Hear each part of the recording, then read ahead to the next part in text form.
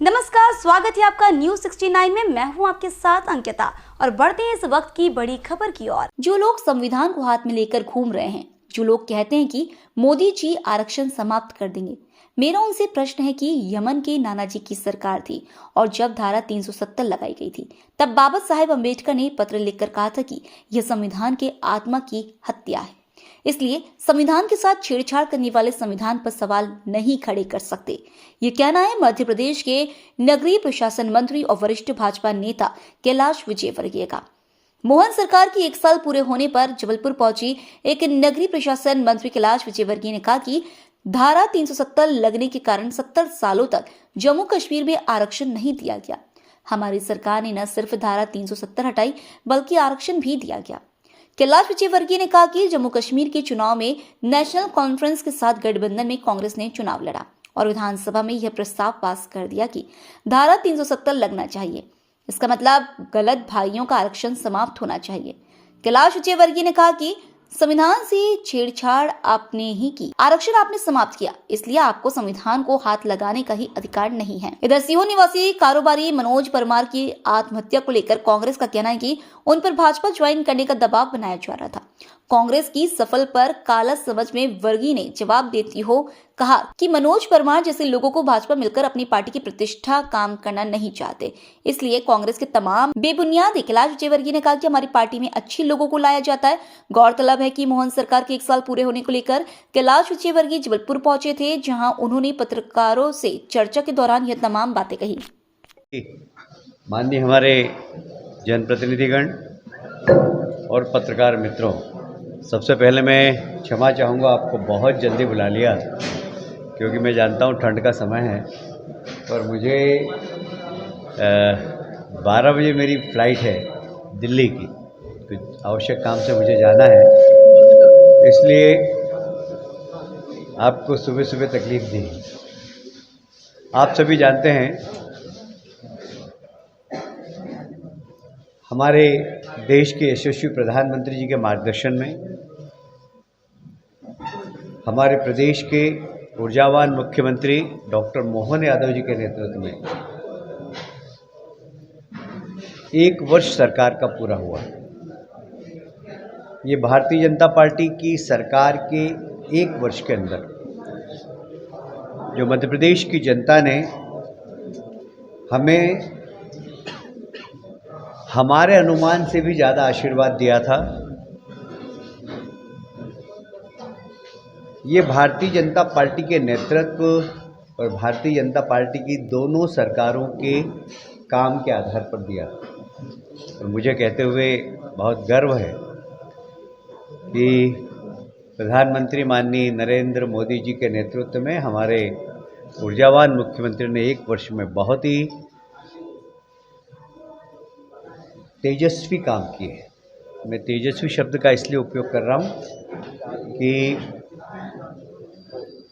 1 वर्ष के अंदर किसी प्रदेश के अंदर प्रथम बार बने हुए मुख्यमंत्री अगर तेज गति से काम करते हैं और उसका परिणाम दिखता है तो मुझे लगता है उसको तेजस्वी ही बोलना चाहिए। इसलिए सबसे पहले तो मैं माननीय मुख्यमंत्री जी को बधाई देता हूँ 1 वर्ष पूरे होने पर।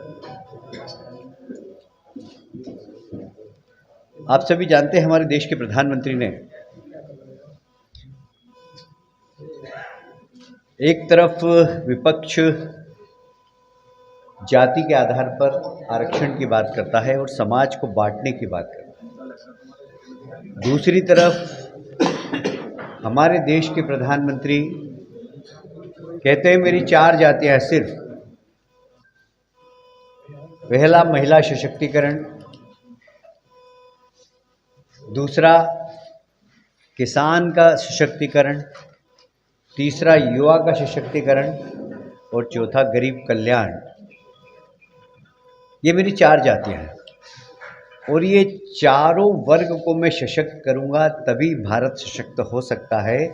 ये हमारे प्रधानमंत्री जी का सोच है और उसी सोच के आधार पर प्रदेश की सरकार ने भी गरीब कल्याण की योजनाएं प्रारंभ की है, महिला सशक्तिकरण की योजनाएं प्रारंभ की है, युवा सशक्तिकरण की योजनाएं प्रारंभ की है और किसान सशक्तिकरण की। तो मैं इसके बारे में थोड़ा सा आपको बहुत संक्षिप्त में बताऊंगा, क्योंकि यदि पूरी सरकार के कार्यों की मैं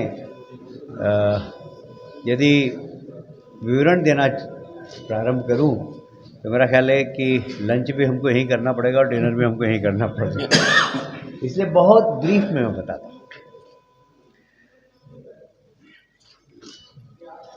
माननीय मुख्यमंत्री जी ने गरीब कल्याण के लिए, मैं इंदौर का हूँ, मेरे पिताजी मिल में काम करते थे, मिल बंद हुए, मिल बंद होने के बाद मजदूरों की स्थिति जो खराब हुई उसको मुझसे अच्छा कोई नहीं जान सकता, पर हमारी सरकार आने के बाद सबसे पहला काम मुख्यमंत्री जी ने कैबिनेट में किया कि हुकमचंद मिल जिसको बंद हुए 30 साल हो गए थे, उस हुकमचंद मिल के मजदूरों को पैसा दिलाना, तो 224 करोड़ रुपया माननीय मुख्यमंत्री जी ने सीधे राज्य शासन के खजाने से मजदूरों को देने का काम किया।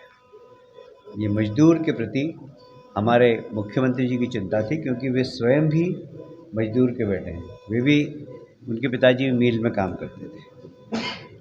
आप सब जानते हैं कमलनाथ जी की सरकार में संबल को समाप्त कर दिया था।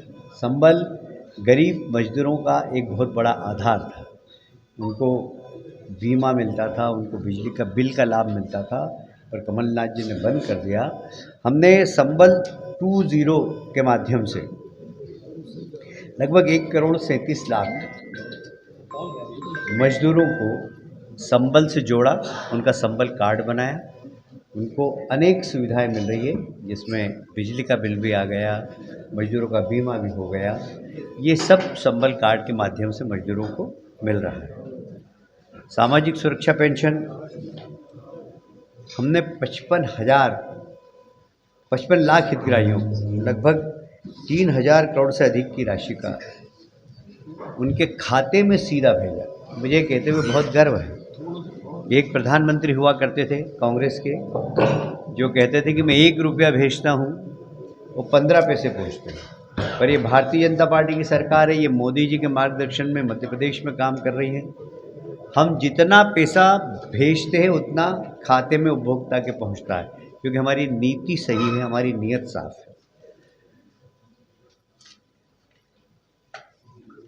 प्रधानमंत्री आवास योजना आप सभी जानते हैं, स्वतंत्रता के बाद गरीबों के लिए मकान बनाने की एक बहुत महत्वपूर्ण योजना है। मेरा ख्याल है अभी तक 4 करोड़ से ज़्यादा मकान गरीबों के बन चुके हैं। वह गरीब जो कभी सोच नहीं सकता था कि मेरे सर पर कभी पक्की छत मेरे जीवन में आ सकती है, उस गरीब को मकान देने का काम केंद्र सरकार के सहयोग से मध्य प्रदेश की सरकार ने किया है, और लगभग 36 लाख से ज़्यादा मकान हमने मध्य प्रदेश में गरीबों को दिए हैं। स्वामित्व योजना आप सभी जानते हैं कि सब किसानों के खेत में मकान थे, उनकी रजिस्ट्री नहीं होती थी, उनको लोन नहीं मिल सकता। हमारी सरकार ने स्वामित्व योजना के माध्यम से उनको ये अधिकार दिया, उससे रजिस्ट्री हो रही है, उस रजिस्ट्री के आधार पर वो लोन प्राप्त कर रहे हैं। लगभग इस खबर पर आपकी क्या है राय, हमें कमेंट सेक्शन में जरूर बताएं। तब तक के लिए धन्यवाद।